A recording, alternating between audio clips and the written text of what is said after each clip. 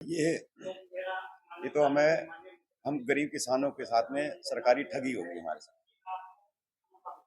राष्ट्रीय बागवानी मिशन के तहत हमारे प्रदेश में प्रधानमंत्री आदरणीय मोदी जी की महत्वाकांक्षी योजना के तहत हमने एप्पल मिशन में काम किया। ये 2020 से काम हो रहा है, जिसमें सरकार ने बोला कि आपको 80% सब्सिडी मिलेगी।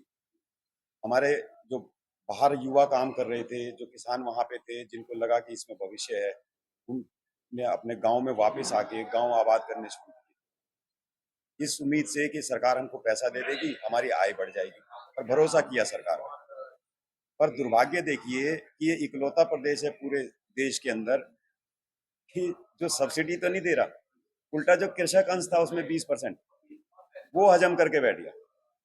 आज 2020 मतलब आपने कहीं नहीं सुना होगा ऐसा केस जो उत्तराखंड राज्य जैसे राज्य में, और वो भी किसान के साथ ठगी कर। आप एलयूसीसी ठगी बोल रहे हैं, ये तो सरकारी ठगी कर दी इन सरकारों ने।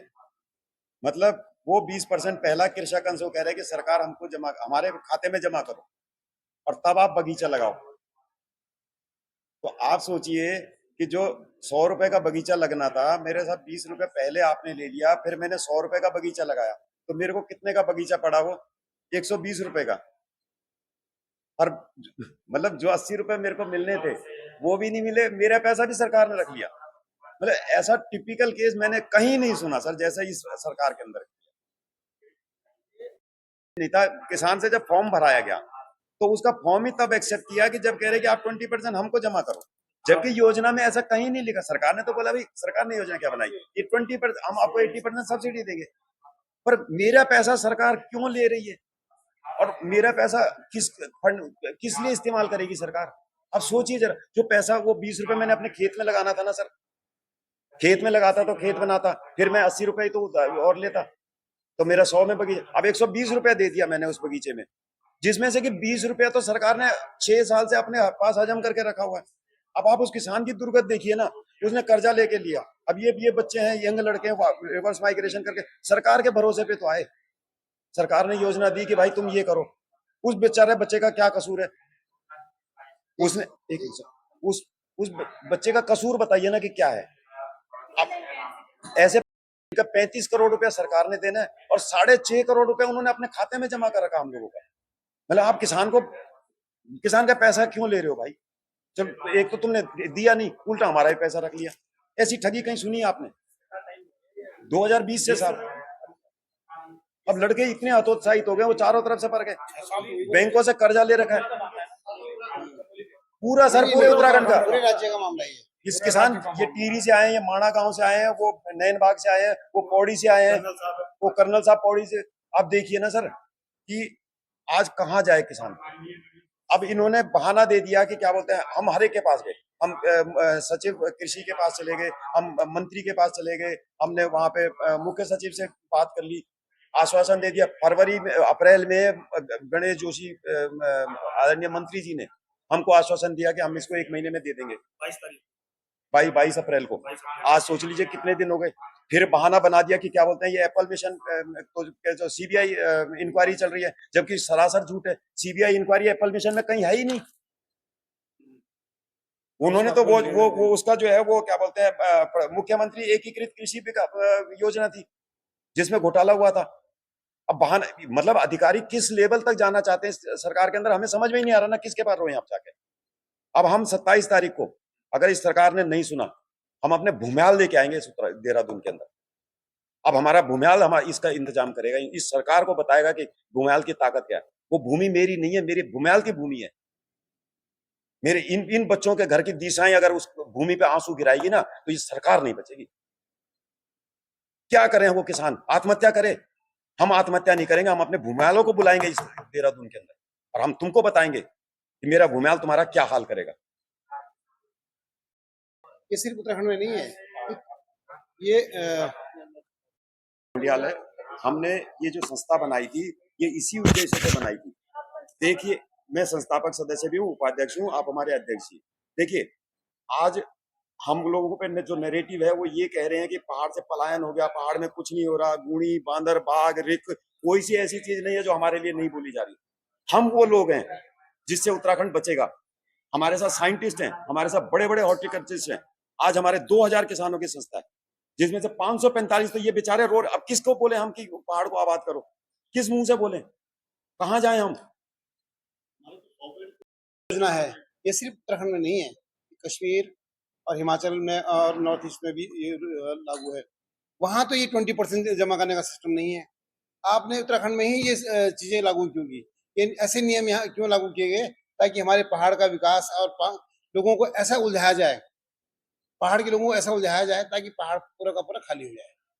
आज की डेट में आप देख रहे हो, बड़ी मुश्किल से एक हम लोगों ने माहौल बनाया था कि हमारे लोग बागवानी में जाएं, कि यहाँ का मौसम भी सुटेबल है और सब चीजें व्यवस्था ठीक ठाक है। लेकिन तंत्र ने लोगों को इतना भड़का दिया है कि लोग अब बागवानी के में जाने को तैयार नहीं है। किसी भी बंदे को अगर हम बोलते हैं कि बागवानी के लिए आइए, तो बोलते पहले पुराने लोगों को पेमेंट करा दो।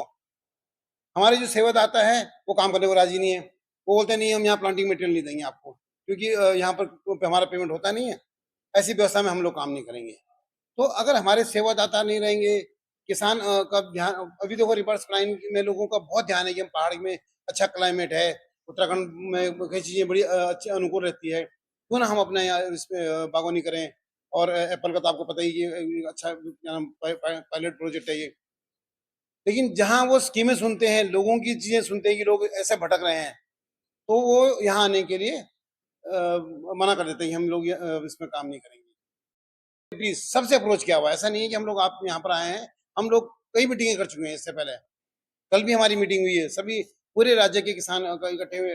आपको पता होना चाहिए कि हम लोग पहाड़ से जब यहाँ आते हैं, हमारा किसान इतने लायक नहीं है कि जो यहाँ पर इतना खर्चा दे सके। यहाँ आता है, रहना पड़ता है उसको। यहाँ आ रहे हैं इस उम्मीद से कि कुछ संगठन कुछ करेगा। मंत्री जी तो कुछ करेंगे नहीं, हमने देख लिया मंत्री जी कुछ नहीं कर रहे हैं।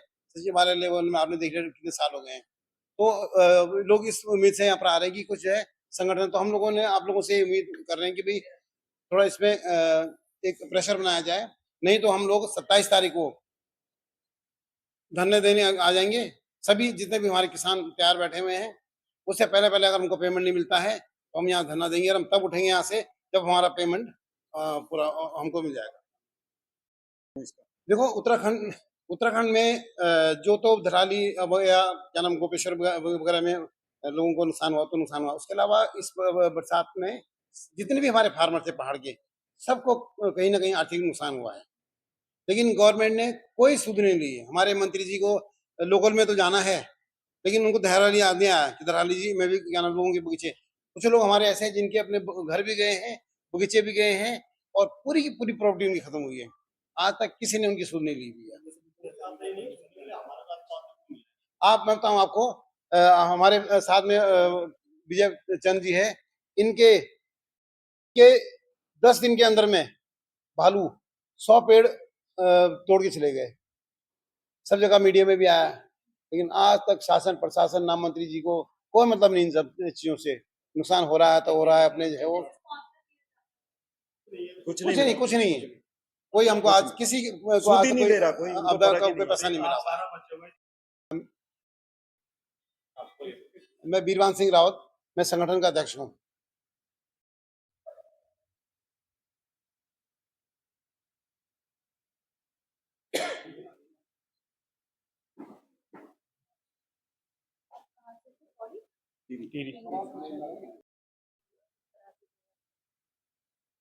जैसे कि हमारे संस्थापकों ने बता ही दिया कि कैसे कैसे सरकार की योजना थी। लेकिन एक सरकार के माध्यम से एक एप्पल मिशन चला 2020 में, जिसके अकॉर्डिंग हम भी उस एप्पल मिशन के शिकार हो गए। मैं तो शिकार मानूंगा उस चीज़ को, मैं मिशन नहीं मानूंगा उस चीज़ को, क्योंकि सरकार ने एक हमें अच्छा प्रोवल दिया था कि 80% हम देंगे, 20% किसान जमा करेगा। वो हमने किया है, क्योंकि ज़्यादा लंबा हो जाएगा तो फिर दिक्कत। वो हमने किया है तो हमने बाग भी लगवाया है, सारी चीज़ हमने अपने उससे करी है। जैसे जैसे सरकार कह रही थी, सरकार यहाँ तक दबाव बना रही थी कि आप जल्दी जल्दी करिए, आपके बिल बना रहे हैं, आपको पेमेंट कर रहे हैं। लेकिन हमसे 1,20,000 रुपए ड्राफ्ट के माध्यम से सरकार ने अपने खजाने में जमा करवा लिए। अब लगा लीजिए, किसी के 2020 के हैं, किसी के 2021 के हैं, 22 के हैं। तो तब से आज तक ड्राफ्ट लगवा लीजिए, तब जाके आपकी स्कीम पास होगी। हमने 1,20,000 के ड्राफ्ट, ऐसे बहुत सारे किसान हैं, मैं भी हूँ उसमें। ये पहले 10 नाली जमीन पे था, उसके बाद अब इन्होंने क्या करा, सब्सिडी भी घटा के 60% पे ले आई और 20 नाली जमीन कर दी इन्होंने, एक फार्मर के नाम पे 20 नाली जमीन कर दी। वो अब उस टाइम हमने 10 नाली जमीन पे लगवाया था, लेकिन उसमें 540 पेड़ थे। 540 पेड़ 300 रुपए के हिसाब से हमने खरीदे हैं, ठीक। तो अब लगा लीजिएगा, पेड़ भी खरीदे, ट्रेलिस भी खरीदी, एंटी हेल नेट भी खरीदे हैं, मल्चिंग भी खरीदी, ड्रिप भी खरीदी, ये सारी चीजें लगा के, चाहे हमने किसी फार्मर वाले से लिया, लेकिन वो फार्मर वाला भी आज हमें कह रहा है कि कहाँ गया भाई तुम्हारा पैसा, हम तो फोन भी नहीं उठा सकते उसका। जो हमारा 1,20,000 था, अगर वही बचा रहता तो हम कुछ कर लेते, लेकिन सरकार ने सीधा सीधा इसको उल्टा कर दिया है। तो कहने का मतलब है कि हम बहुत आहत हैं। हम सरकार से एक बार लास्ट गुजारिश कर रहे हैं कि हमारा जो पेमेंट है, हमारा जो 20% अंशदान है, वो भी हमें दे दीजिएगा, 80% सब्सिडी हमें दे दीजिएगा। जो आपका उल्टा रास्ता है आप अपना लीजिए, आप उसको सुधार लीजिए, अन्यथा हम 27 तारीख को, जैसे कि हमारे संगठन, हमारे संस्थापकों ने, हम इनका सहारा ले रहे हैं अब, और आपका सहारा ले रहे हैं जो मीडिया है, तो हम इनसे एक बार आग्रह कर रहे हैं कि आप अगर हमारा पेमेंट भुगतान सही तरीके से अगर 27 तारीख से पहले पहले करते हैं ना, तो हम पूरा उत्तराखंड में प्रत्येक जगह जगह हम धरना के लिए बाधित होंगे। ये आपकी जवाबदेही रहेगी सरकार। संदीप चौहान, तहसील नैनबाग, ब्लेस भूटगांव। हाँ, ये है मेरा। हाँ।